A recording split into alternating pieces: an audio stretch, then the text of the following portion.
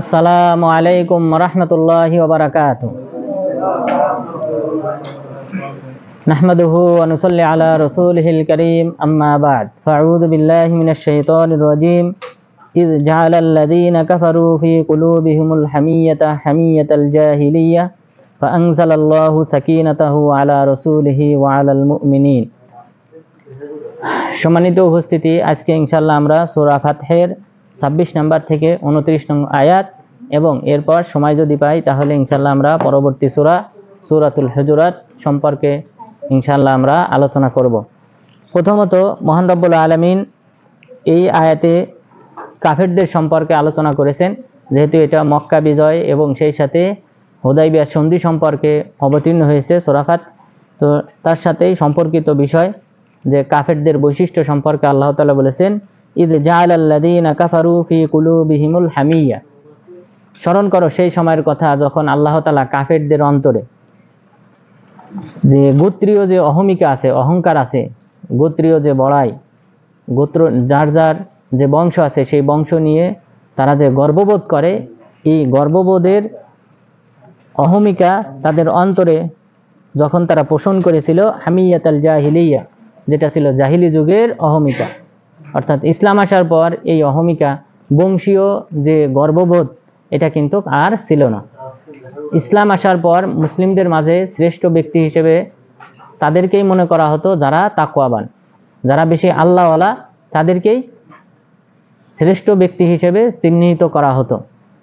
কিন্তু এর পূর্বে সবাই গোত্র, যার যার গোত্র নিয়ে, কুরাইশ গোত্র, তারা কুরাইশ হিসেবে তারা নিজেদেরকে গর্ববোধ করত।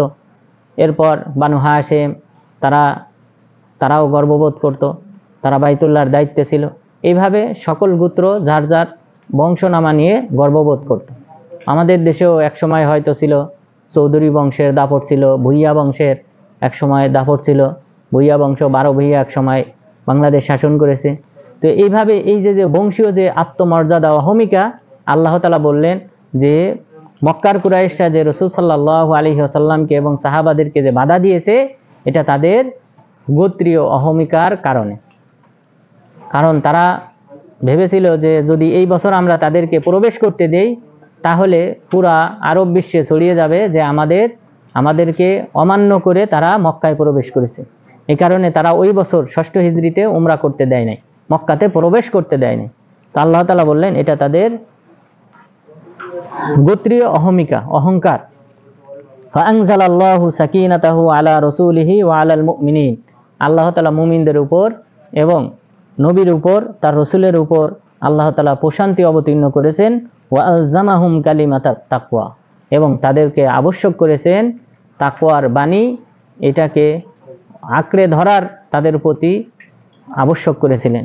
অর্থাৎ মুসলিমরা তাকওয়াকে প্রাধান্য দিয়েছে, রাসূল সাল্লাল্লাহু আলাইহি ওয়াসাল্লামের আনুগত্যকে তারা প্রাধান্য দিয়েছে, তারা তার অবাধ্য হয় নাই। ওয়াকানু আহাক্কা বিহা, এবং তারাই ছিল বেশি হকদার তাকওয়াবান হওয়ার।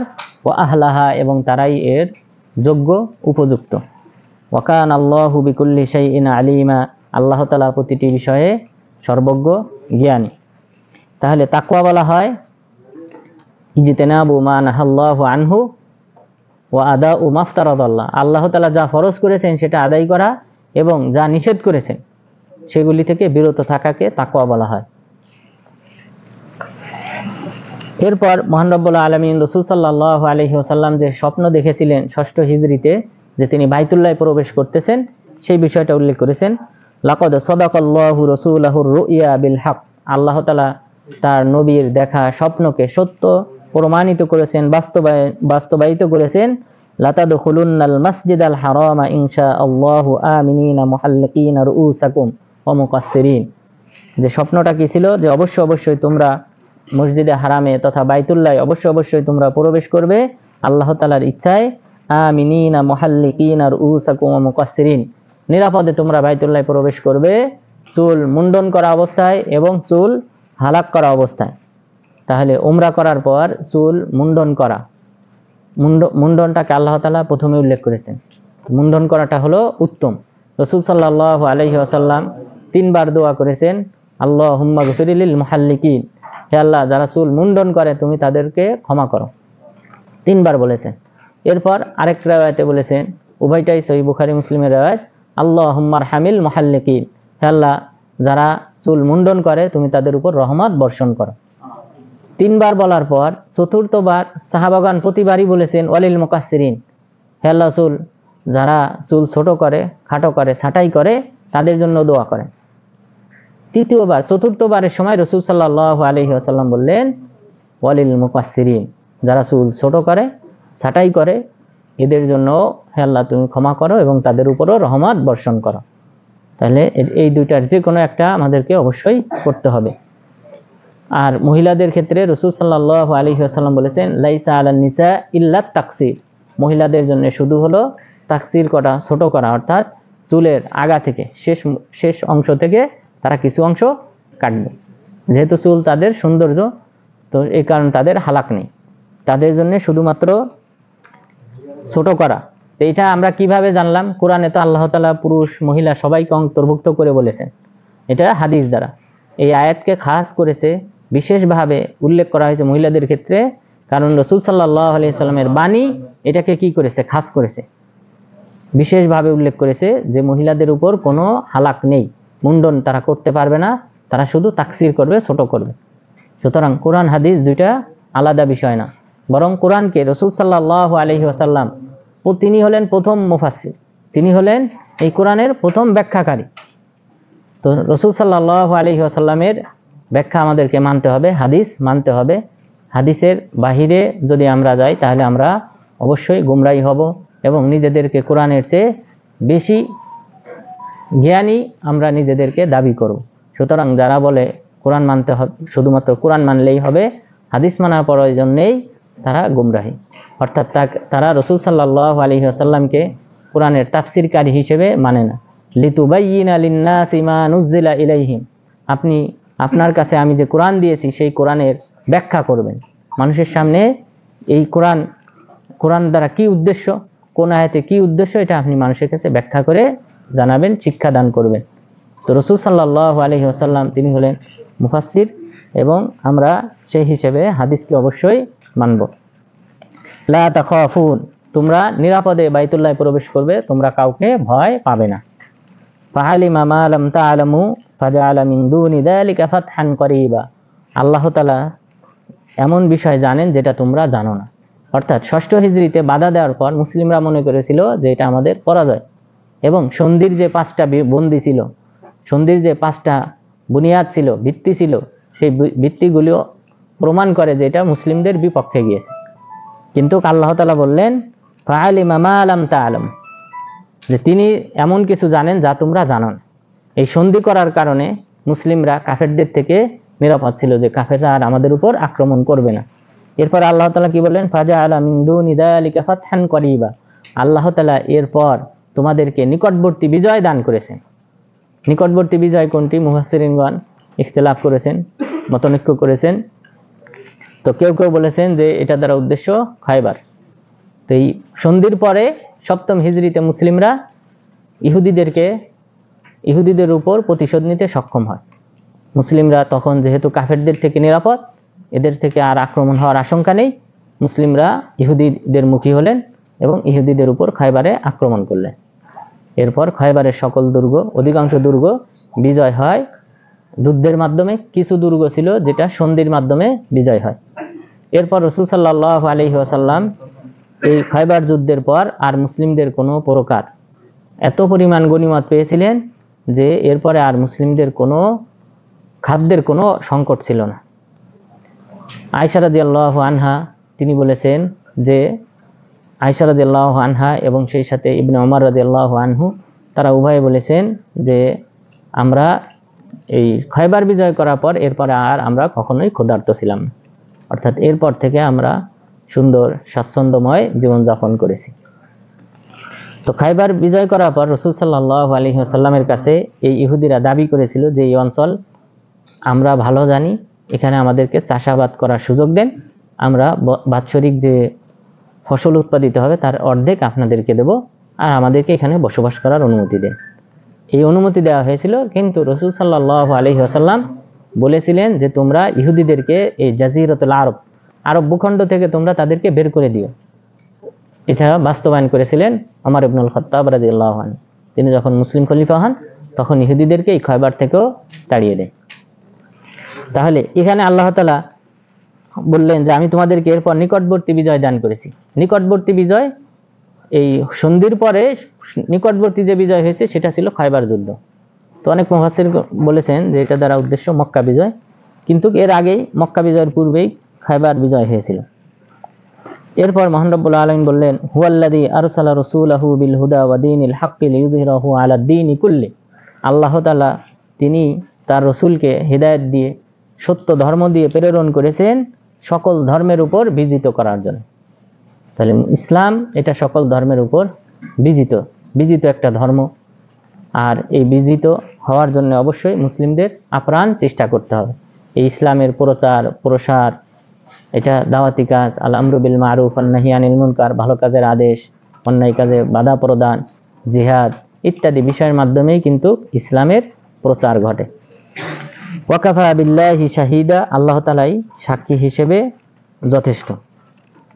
এরপর মহান রব্বুল আলামিন রাসূল সাল্লাল্লাহু আলাইহি ওয়াসাল্লামের যে সকল সাথী আছেন, সাহাবা আছেন, তাদের প্রশংসা করেছেন।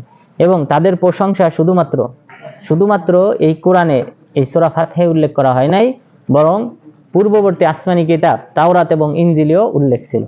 মহান রব্বুল আলামিন সেই কথা বলেন, মুহাম্মদ রাসূলুল্লাহ, মুহাম্মদ সাল্লাল্লাহু আলাইহি ওয়াসাল্লাম হলেন আল্লাহ তাআলার রাসূল। তো মুহাম্মদ এই নামটা কোরআনে মোট 4 বার উল্লেখ হয়েছে, আর আহমদ নামটি একবার উল্লেখ হয়েছে। আর সহিহ বুখারী মুসলিমে তার আরো যে নামগুলি আছে সেই নামগুলি উল্লেখ করা হয়েছে, মোট 5টি নাম। এরপরে বাকি 3টি হলো হাশের, আকিব, এরপর মাহি, এই 3টা নাম, অথবা মুকাফফা, আকিবের পরিবর্তে মুকাফফাও ব্যবহার হয়। তো এই 5টি নাম হলো রাসূল সাল্লাল্লাহু আলাইহি ওয়াসাল্লামের। এরপর সিফাতি নাম অনেক আছে। সিফাতি মানে গুণবাচক নাম অনেক আছে, যেমন আল মুস্তাফা, চয়নকৃত, আল্লাহ তাআলার পক্ষ থেকে চয়নকৃত ব্যক্তি, নবিয়্যুত তাওবা, নবিয়্যুর রাহমা, তওবার নবী, এরপর রহমত, দয়াশীল নবী ইত্যাদি। এই মর্মে প্রায় 28টির মতো কি আছে, সিফাতি নাম আছে। 28টির মতো সিফাতি নাম আছে। আর মূল নাম যেটা রাসূল সাল্লাল্লাহু আলাইহি ওয়াসাল্লাম নিজেই বলেছেন, ইন্নালি খামসাতু আসমা, আমার 5টি নাম রয়েছে। তো সেই 5টি নাম হলো এই 5টি নাম। তার মধ্যে মোহাম্মদ শব্দটি পবিত্র কোরআনে 4 বার উল্লেখ হয়েছে। এখন প্রশ্ন হলো, মুসা আলাইহিস সালামের নাম যদি দেখেন 500 বারের উপরে উল্লেখ হয়েছে মুসা নামটি। তো তার মানে কি মুসা আলাইহিস সালাম শ্রেষ্ঠ? না, বিষয়টা হলো যেহেতু এই কোরআনটা অবতীর্ণ হয়েছে কার উপর? মুহাম্মদ সাল্লাল্লাহু আলাইহি সাল্লামের উপর। তো বারবার তো বলার দরকার নাই তুমি মুহাম্মদ, বরং এটা আরবি যে সাহিত্য আছে এই সাহিত্যের খিলাফ। কিন্তু রাসূল সাল্লাল্লাহু আলাইহি ওয়াসাল্লামকে কুল, আপনি বলেন, উনজিলা ইলাইক, আপনার কাছে অবতীর্ণ করা হয়েছে, এই জাতীয় শব্দ অনেক আছে। এটা তো বহুবার ব্যবহার হয়েছে। তো সুতরাং বারবার নাম উল্লেখ করার প্রয়োজন নেই, এই কারণে আল্লাহ তাআলা মাত্র 4 বার বা 5 বার নাম উল্লেখ করেছেন। এরপর বললেন যে মুহাম্মদ সাল্লাল্লাহু আলাইহি ওয়াসাল্লাম হলেন আল্লাহর রাসূল, ওয়াল্লাযীনা মাআহু আশিদ্দাউ আলাল কুফফার, আর তার সাথী যারা আছে সাহাবাগণ তারা আশিদ্দা আলাল কুফফার, কাফেরদের উপর তারা কঠোর হৃদয়ের। এরপরে বললেন রুহামা উবাইনাহুম, তারা পরস্পরের মাঝে আবার বন্ধুশীল, দয়াশীল। তাহলে কাফেরদের বিরুদ্ধে কঠোর আর মুমিনদের সাথে নম্র আচরণকারী। তারাহুম রুকআন সুজদা, আপনি তাদেরকে দেখবেন রুকুকারী অবস্থায়, সিজদা করা অবস্থায়। তাহলে এটা তাদের অন্যতম একটা বৈশিষ্ট্য। তারা ইবাদতকারী, সালাত আদায়কারী, 5 ওয়াক্ত সালাত আদায়কারী। অন্তত পক্ষে ফরজ সালাত আমাদের সবাইকে আদায় করতে হবে। 5 ওয়াক্ত সালাতের ক্ষেত্রে, অন্তত ফরজ সালাতের ক্ষেত্রে কোনো প্রকার ছাড় নেই। এই রাসূল সাল্লাল্লাহু আলাইহি ওয়াসাল্লাম বলেছেন, বাইনার রাজুলি ওয়া বাইনাশ শিরকি ওয়াল কুফরি তারকুস সালাহ, সালাত পরিত্যাগ করাটা এটা হলো কাফের মুশরিক হয়ে যাওয়ার মাঝে ব্যবধান। সালাত যদি কেউ আদায় করে তাহলে সে মুসলিম, সালাত আদায় না করলে সে কাফের মুশরিক হয়ে গেল। তাহলে এরপর মৃত্যুর সময় তিনি বললেন, আসসালা ওয়া মা মালাকাত আইমানুকুম, তোমরা সালাত আদায় করবে, তোমাদের অধীনস্থ দাস দাসীদের সাথে ভালো আচরণ করবে। মৃত্যুর সময় এটা ওসিয়ত করেছে। তাহলে মৃত্যুর সময় মানুষ কোন ওসিয়তটা করে? সবচেয়ে শ্রেষ্ঠ যে ওসিয়ত, যেটা পরবর্তীতে উম্মতের জন্য কাজে আসবে, সেই ওসিয়তটাই তিনি করেছেন। তো সুতরাং আমাদেরকে 5 ওয়াক্ত সালাত আদায় করতে হবে। এটা হলো সাহাবাদের বৈশিষ্ট্য। ইয়াবতাগুনা ফাদলাম মিনাল্লাহি ওয়া রিদওয়ানা, তারা এই যে সালাত আদায় করে, রুকু করে, সিজদা করে, এর দ্বারা তাদের উদ্দেশ্য কি? আল্লাহ তাআলার সন্তুষ্টি এবং আল্লাহ তাআলার অনুগ্রহ তারা কামনা করে। সীমাহুম ফি উজুহিহিম মিন আসারিস সুজুদ, আপনি তাদের এই চিহ্ন আলামত দেখতে পাবেন তাদের চেহারায়, তাদের চেহারায় ফুটে উঠবে সিজদার এই চিহ্ন, অর্থাৎ তারা যে সালাত আদায়কারী এটা আপনি তাদের চেহারা দেখলেই বুঝতে পারবেন। যালিকা মাসালুহুম ফিত তাওরাত, তাদের এই দৃষ্টান্ত উপমা পেশ করা হয়েছে তাওরাতে। তাহলে রাসূল সাল্লাল্লাহু আলাইহি ওয়াসাল্লামের সাহাবাদের বৈশিষ্ট্য হবে তারা যে আল্লাহর ইবাদতকারী, সালাত আদায়কারী, এই কথা উল্লেখ আছে তাওরাতে। ওয়া মাসালুহুম ফিল ইনজিল, এবং এই দৃষ্টান্ত উল্লেখ ছিল ইনজিলে। তাহলে তাওরাত এবং ইনজিল আসমানি কিতাবেও উল্লেখ ছিল যে যিনি শেষ নবী হবেন তার উম্মতের বৈশিষ্ট্য হবে সালাত আদায়কারী। তো সুতরাং অবশ্যই আমাদেরকে 5 ওয়াক্ত সালাত যথাযথভাবে আদায় করতে হবে। এরপর মহান রব্বুল আলামিন বললেন, এই যে তার সাথীরা, মুহাম্মদ সাল্লাল্লাহু আলাইহি সাল্লামের এই যে সাথীরা যারা আছে, এদেরকে কিভাবে গড়ে তোলা হয়েছে? কাজারইন আখরাজা শাতআহু ফাআযারাহু ফাস্তাগলাযা, যে কাজারইন আখরাজা শাতআ, একটা বৃক্ষের মতো একটা চারা গাছ, যেটা সে তার কাণ্ড বের করে, কিশলয় বের করে, কিশলয় বের করার পর ফাআযারাহু ফাস্তাগলাযা, এরপর ধীরে ধীরে এটা শক্ত এবং পুষ্ট হয়। ফাস্তাওয়া আলা সুকি, এরপর সে তার নিজের কাণ্ডের উপর শক্তভাবে দাঁড়িয়ে যায়। ইউজিবুজ যুররা, যা দেখে কৃষক আনন্দিত হয়। কৃষক যখন ফসল ফলায়, বীজ বপন করে, এটা ধীরে ধীরে একটা পাতা, দুইটা পাতা, একটা কাণ্ড বের করে, এরপর পাতা, দুই দিকে পাতা ছড়ায়, এরপর পাতা ছড়ানোর পর ধীরে ধীরে এই কাণ্ডটা শক্ত হয়, এই শক্ত কাণ্ডের উপর এই বীজটা দাঁড়িয়ে যায়, এরপরে এটা দেখে কৃষক আনন্দিত হয়। আল্লাহ তাআলা বললেন এটাই হলো মুসলিমদের দৃষ্টান্ত, সাহাবাদের দৃষ্টান্ত। আল্লাহ তাআলা তাদেরকে ধীরে ধীরে প্রস্তুত করেছেন এবং তাদের পা শক্ত করেছেন। লিয়াগিযা বিহিমুল কুফার, কাফেরদেরকে এর মাধ্যমে তিনি তাদের অন্তর্জালা সৃষ্টি করতে চান। তো মুসলিমরা যখন ইসলামে প্রবেশ করলো দলে দলে, এক সময় মক্কা বিজয় হলো, মক্কা বিজয় হওয়ার পর পুরো আরব ভূখণ্ডের সবাই ইসলাম গ্রহণ করলো। এরপর আরবদেরকে যারা আরব ভূখণ্ড যারা জবরদখল করেছিল, রোম এবং পারস্য, তাদের দিকে মুসলিমরা ধাবিত হলো এবং সাদ বিন আবি ওয়াক্কাস রাদিয়াল্লাহু আনহুর নেতৃত্বে পারস্যদেরকে সম্পূর্ণরূপে নিঃশেষ করা হলো। এরপর রোমদেরকে এই আরব ভূখণ্ড থেকে তথা সিরিয়া, ফিলিস্তিন ইত্যাদি ভূখণ্ড থেকে তাদেরকে চিরদিনের জন্য বিতাড়িত করা হলো। বর্তমান যে ইটালি, তারা এখান থেকে এসে এই ভূখণ্ডগুলি শাসন করত। তাদেরকে এই মুসলিমরা, এই সাহাবাগণ, তারাই কিন্তু এখান থেকে বিতাড়িত করেছে। আল্লাহ তাআলা তাদের দৃষ্টান্ত উল্লেখ করেছেন এইভাবে যে তারা একসময় দুর্বল ছিল, নড়বড়ে ছিল। মক্কাতে তাদেরকে শাস্তি দেওয়া হয়েছে, তাদেরকে উত্তপ্ত বালুর উপর তাদেরকে খালি গায়ে তাদেরকে রেখে দেওয়া হয়েছে, নানানবিধ শাস্তি দেওয়া হয়েছে। এই দুর্বলতম অবস্থা থেকে মদিনায় যখন তারা পা রাখলো, ধীরে ধীরে তারা শক্তিশালী হলো এবং এমন শক্তিশালী হলো যে তারা রোম এবং পারস্যের মতো পরাশক্তিকে তারা পরাজিত করলো। এখন নতুন নতুন পরাশক্তি উদ্ভব হলো এই মুসলিমদের মাধ্যমে, এই সাহাবাদের মাধ্যমে, যাদেরকে পরাজিত করা আর পরবর্তীতে সম্ভব ছিল না। তো এইভাবে আল্লাহ তাআলা এই মুসলিমদের বর্ণনা তাওরাত এবং ইনজিলে উল্লেখ করেছেন, সাহাবাদের বর্ণনা তাওরাত এবং ইনজিলে উল্লেখ করেছিলেন। আল্লাহ তাআলা এর মাধ্যমে উদ্দেশ্য কি? লিয়াগিযা বিহিমুল কুফার, কাফেরদের যে অন্তর্জালা রয়েছে সেটাকে যেন আরো বৃদ্ধি করতে পারেন, এই কারণে সাহাবাদেরকে ধীরে ধীরে সুদৃঢ় করেছেন। ওয়াদাল্লাহুল্লাযীনা আমানু ওয়া আমিলুস সালিহাত, আল্লাহ তাআলা প্রতিশ্রুতি দিয়েছেন মুমিনদেরকে এবং যারা সৎ আমল করবে, মিনহুম মাগফিরাতাও ওয়া আজরান আযীমা, ক্ষমা করার এবং মহা পুরস্কারের প্রতিশ্রুতি আল্লাহ তাআলা তাদেরকে দিয়েছেন। তাহলে এই সূরা ফাতহে আমরা বেশ কয়েকটা বিষয় জানতে পারলাম যে মুসলিমদের এই 6ষ্ঠ হিজরিতে যে সন্ধিটা হয় কাফেরদের সাথে, এই সন্ধিটা ছিল মুসলিমদের বিজয়ের অন্যতম একটা কারণ। যেহেতু তারা 10 বছর পর্যন্ত কাফেরদের সাথে আর যুদ্ধ হবে না, এই চুক্তিটা হয়েছিল। সুতরাং কাফেরদের থেকে যখন তারা নিরাপদ হয়ে গেল, কারণ এর পূর্বে অনেকগুলো যুদ্ধ হয়েছে, বদর, উহুদ, 1 বছরের ব্যবধানে। প্রথম হিজরিতে বদর, দ্বিতীয় হিজরিতে উহুদ, এরপর তৃতীয় হিজরিতে উহুদ, পঞ্চম হিজরিতে খন্দক, এরপর ষষ্ঠ হিজরিতে হুদাইবিয়ার সন্ধি, অর্থাৎ সর্বদাই কিন্তু যুদ্ধের মাঝেই তাদের জীবনটা অতিবাহিত হয়েছে কাফেরদের সাথে, এবং প্রতিবারই কিন্তু বলা যায় তারাই ছুটে আসছে, মদিনা বা মদিনার আশেপাশে তারাই কিন্তু ছুটে এসেছে আক্রমণ করার জন্য।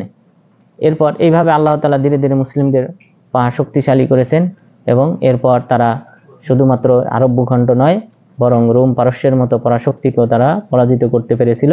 আল্লাহ তাআলা এই বিষয়গুলি যে একসময় তারা অনেক গনিমত অর্জন করবে, বিভিন্ন অঞ্চল বিজয় করবে, এই বিষয়ে শুভ সংবাদগুলি আল্লাহ তাআলা এই সূরা ফাতহে উল্লেখ করেছেন, এবং সেগুলি পরবর্তীতে বাস্তবায়িত হয়েছে।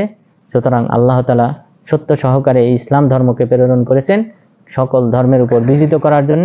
আর সেজন্য সাহাবাগণ যেভাবে পরিশ্রম করেছেন, তারা যেভাবে দাওয়াতি কাজ করেছেন, প্রচার প্রসার করেছেন, আমরা মুসলিম হিসেবে আমাদের সেই করণীয়, আমাদের উপর সেই দায়িত্ব রয়েছে।